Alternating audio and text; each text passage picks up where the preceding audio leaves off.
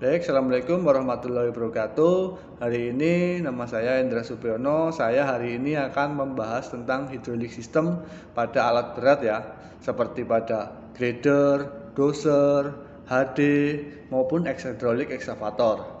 Nah, di alat berat tersebut, hidrolik sistem digunakan sebagai media penerus tenaga untuk menggerakkan attachment-nya masing-masing.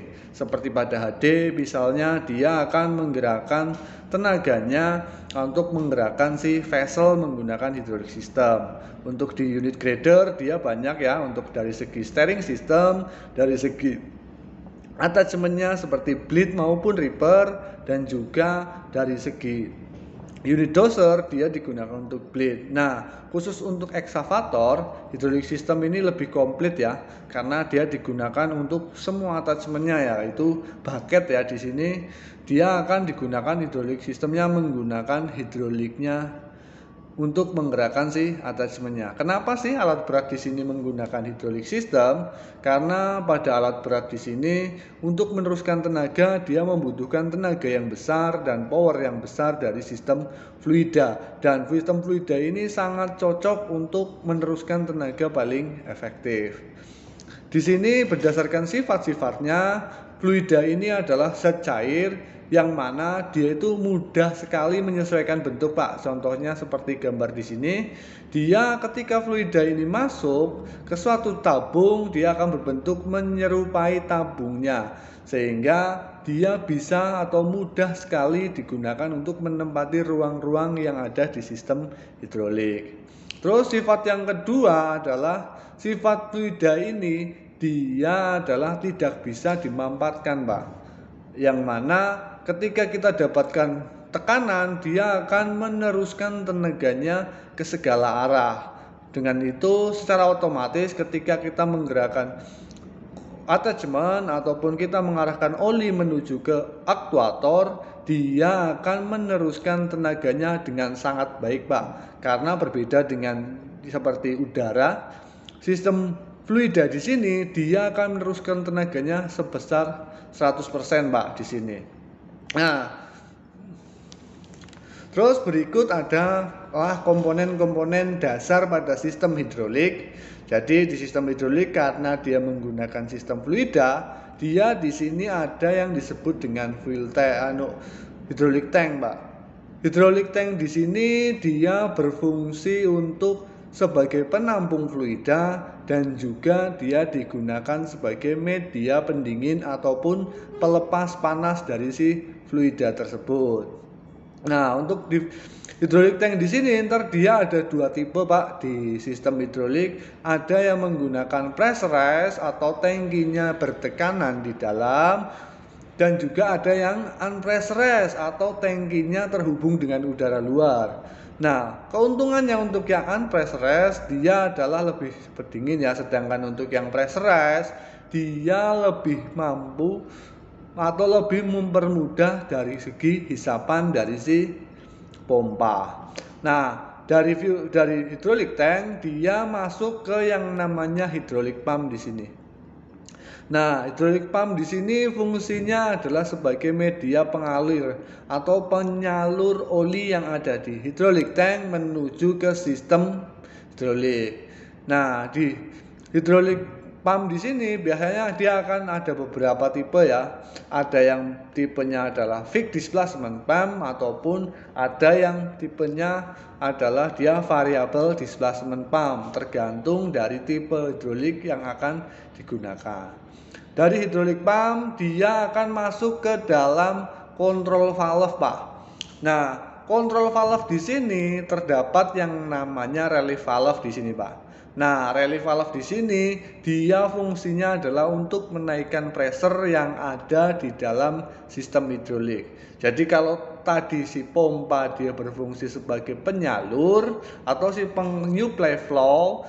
Nah, flow ini karena ada pemampatan di dalam relief valve, maka dia akan terjadi kenaikan pressure, Pak, sesuai dengan setting pressure yang ditentukan oleh si relief valve di sini.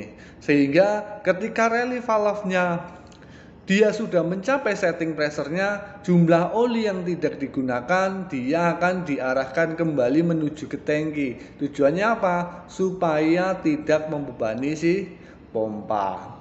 Kemudian dari tangki setelah dijaga pressure-nya, dia akan diatur yang namanya oleh si spool control valve Pak, atau yang disebut dengan control lever di sini rekan-rekan. Nah, control lever di sini fungsinya adalah untuk mengatur pergerakan oli yang menuju ke aktuator. Jadi kita akan menggerakkan naik ataupun turun, maju ataupun mundur, itu diatur berdasarkan dari besar kecilnya pembukaan dari si kontrol valve di sini.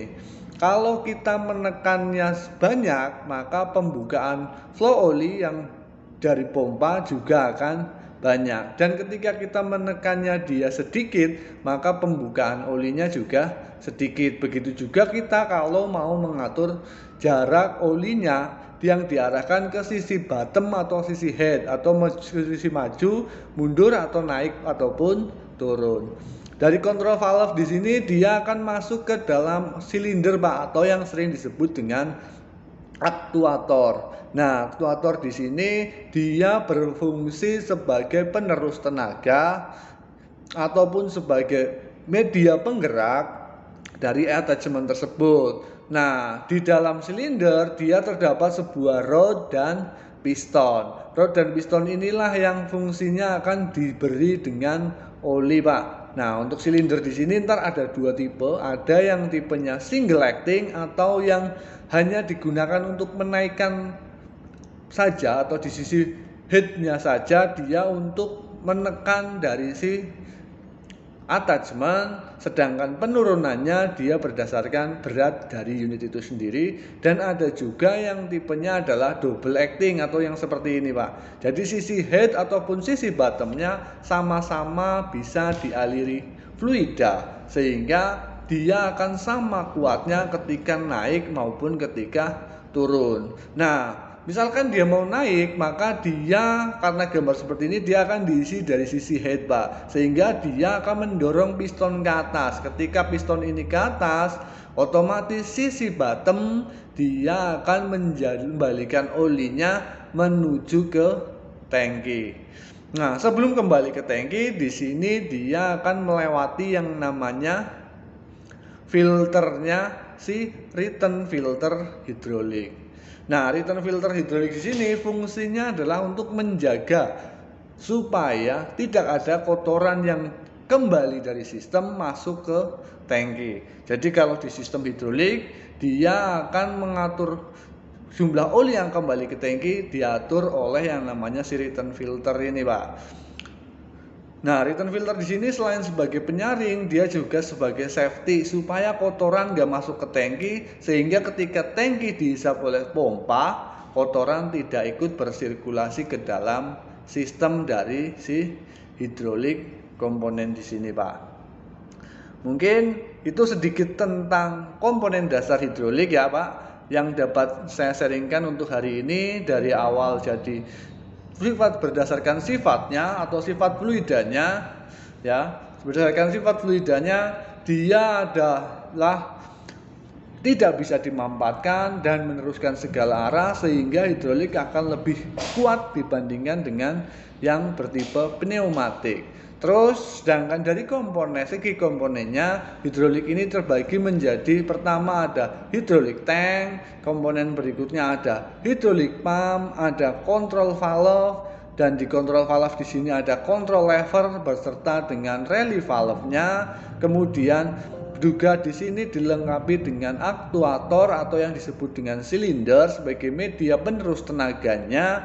Dan setelah kembali belum masuk ke dalam tangki, dia akan melewati si return filter hidrolik. Mungkin itu saja yang dapat saya sampaikan untuk sharing hari ini. Jika menyukai video ini, silakan like, comment, dan subscribe untuk membantu saya supaya lebih bersemangat lagi membuat video-video edukasi lainnya tentang alat berat. Dan untuk video berikutnya mungkin saya akan membahas tentang sistem cara kerja sistem hidrolik berdasarkan dari tipenya. ada yang bersifat open center maupun close sensor. Terima kasih, saya akhiri. Assalamualaikum warahmatullahi wabarakatuh. Salam kompeten, salam